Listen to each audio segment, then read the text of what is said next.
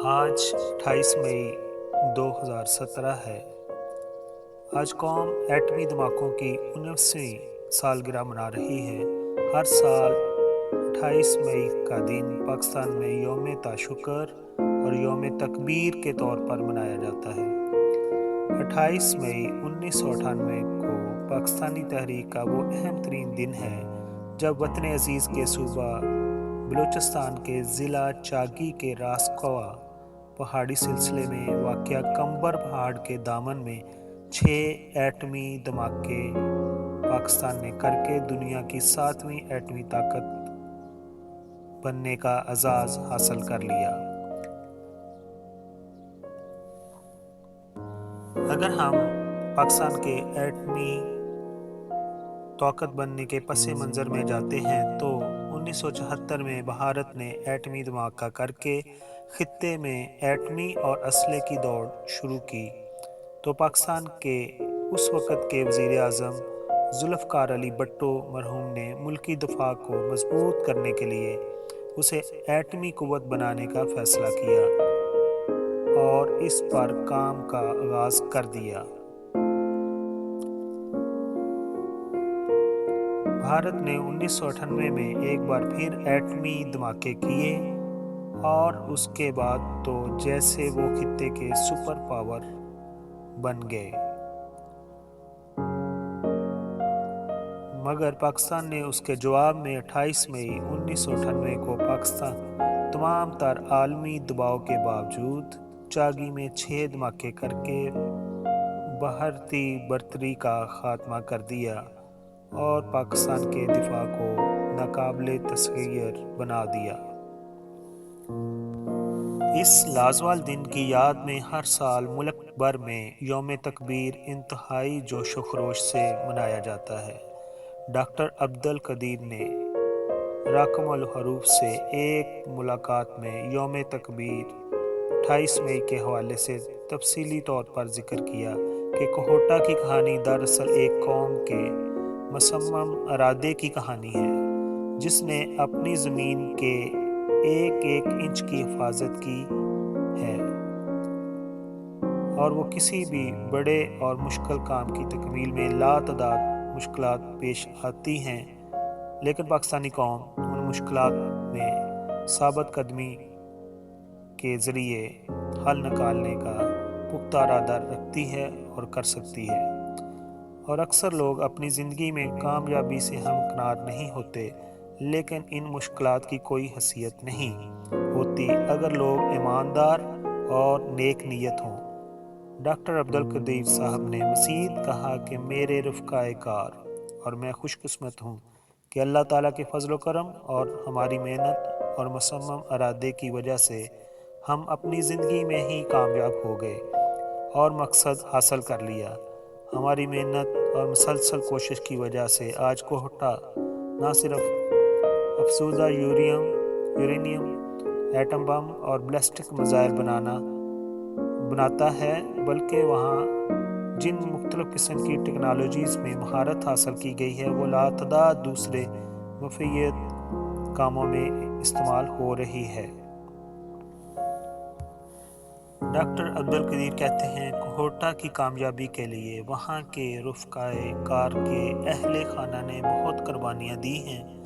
یہ ان کے صبر و استقلال، ہمدردی، محبت اور حوصلہ افزائی کا اظہار ہے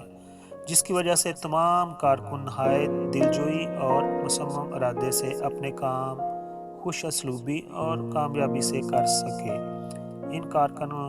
نے جو کارنامے سرانجام دیے اس پر دنیا کی کوئی بھی قوم فخر سے سر بلند کر کے چل سکتی ہے۔ جہاں تک انہوں نے کہا کہ میرا تعلق ہے، مجھے اس پر بے حد فخر ہے کہ میری بیوی نے اس ملک اور اس قوم کے لیے ناقابل بیان قربانیاں دیں۔ ایک غیر ملکی خاتون کی حیثیت سے ان کو لاتعداد مشکلات پیش آئیں، نہ یہاں کوئی دوست تھے اور نہ کوئی رشتہ دار، 2 چھوٹی بچیوں کی دیکھ بھال، پڑھائی اور گھر کی دیکھ بھال، اور پھر بھی انہوں نے ایک فولادی ستون بن کر ہمیشہ میری حوصلہ افزائی کی اور مدد کی، کبھی حرف شکایت زبان پر نہ لائیں۔ مجھے کہ یہ کہنے میں ذرا بھی شک و شبہ نہیں کہ ان کی مدد کے بغیر نہ کوہٹا ہوتا اور نہ ہی ایٹم بم۔ ڈاکٹر عبدالقدیر کہتے ہیں کہ میرا پاکستانی قوم، خاص کر نوجوان طبقہ کو یہ پیغام ہے کہ دیکھیں ہماری تاریخ سنہری ابواب سے بھری پڑی ہے۔ با وقت مشکل ہم ناممکن کو ممکن بناتے رہے ہیں۔ دنیا میں کوئی شخص بھی سوائے جناب ذوالفقار علی بھٹو کے یہ یقین نہ کر رہا تھا کہ میں اور میرے رفقائے کار اس ملک کو ایک تھوڑے سے عرصے میں ایک ایٹمی قوت بنا سکتے ہیں، مگر اللہ تعالیٰ پر یقین، ایمان کی پختگی اور محنت و مشقت نے یہ کام آسان کر دیا اور کم عرصہ میں ہم نے یہ صلاحیت حاصل کر لی۔ ہمیں ناامید نہیں ہونا چاہیے، کیونکہ اللہ تعالیٰ کی ذات سے ناامید صرف کافر ہوتے ہیں۔ اگر ہم صدقے دل، محنت، ایمانداری سے پاکستان کی خدمت کریں تو ہم اس کو ایک فلاحی اسلامی ریاست بنا سکتے ہیں اور ترقی یافتہ ممالک کی فہرست میں شامل کر سکتے ہیں۔ ڈاکٹر عبدالقدیر خان ہالینڈ میں اپنے اہل و عیال کے ساتھ رہائش پذیر تھے اور ایک جدید ترین ایٹمی پلانٹ پر کام کر رہے تھے۔ انہوں نے ذوالفقار علی بھٹو وزیر اعظم پاکستان کو خط لکھ کر اس سلسلے میں اپنی خدمات رضاکارانہ طور پر پیش کی۔ 1976 سے کوہٹا ریسرچ لیبارٹری میں کام شروع کی ہوا۔ حکومت نے بھرپور تعاون کیا اور ان کے بعد ضیاء الحق اور بعد میں آنے والی حکومتوں نے یہ تعاون جاری رکھا اور 1986 میں پاکستان ایٹم بم بنانے میں کامیاب ہو گیا تھا۔ دنیا بھر میں چہم گوئیاں ہوتی رہیں اور پاکستان نے کھل کر کبھی تسلیم نہیں کیا تھا کہ پاکستان نے یہ صلاحیت واقعی ہی حاصل کر لی ہے۔ ہندوستان طاقت کے نشے میں چور تھا اور بڑے گھمنڈ سے اس نے راجستھان کے صحرا میں پوکھراج کے مقام پر 5 ایٹمی دھماکے اعلان کر ڈالے، اس کے اس رویے میں بھیانک تبدیلی آئی اور وہ پاکستان کے خلاف کھلم کھلا دھونس اور دھمکی پر اتر آیا۔ مگر پاکستان قوم اور پاکستانی حکومت کسی کے دباؤ میں آئے بغیر انہوں نے اس کے مقابلے میں 28 مئی 1998 کو بلوچستان میں چاگی پہاڑوں کی زیر زمین سرنگوں میں پاکستانی سائنسدانوں نے اللہ اکبر کے فلک شگاف نعروں کے درمیان ایٹمی بٹن دبایا اور یکے بعد دیگر 6 دھماکے کیے اور سارے کے سارے کامیاب اور ہندوستان کے مقابلے میں زیادہ طاقتور تھے۔ مگر جہاں ایٹمی بم دھماکوں میں یا ایٹمی ٹیکنالوجی کو حاصل کرنے میں پاکستان کی کامیابی تھی، وہاں پر پاکستانی حکومتوں پر امریکہ اور دوسرے ممالک کا، جو کہ پاکستان کو اٹامک پاور بنتے ہوئے نہیں دیکھنا چاہتے تھے، بہت دباؤ ڈالا۔ بہت ساری پابندیاں لگا دی گئیں جس کے ذریعے پاکستان کو امداد بند کر دی، اور اسی طرح امریکہ کا دباؤ بڑا۔ محسن پاکستان ڈاکٹر عبدالقدیر کو رسوا کیا گیا اور پھر یوم تکبیر بھی صرف ایک پارٹی کا ہو کر رہ گیا۔ آہستہ آہستہ چاگی پہاڑوں کے ماڈل جو تمام شہروں میں بڑے چاؤ سے بنائے گئے تھے ختم کر دیے گئے، لیکن حقیقت تو یہ ہے کہ پاکستان کا ایٹمی بم زندہ توانا اور موجود ہے۔ پاکستان نے میزائل ٹیکنالوجی میں بھی